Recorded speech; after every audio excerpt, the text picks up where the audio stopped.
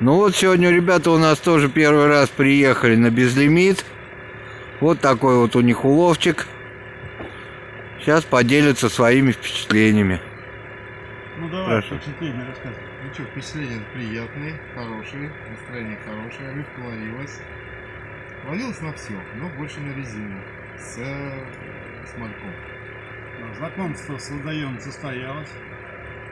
Организаторам спасибо. Надеюсь, что мы еще сюда вернемся. Вот. Ну, в целом, в общем, мы довольны.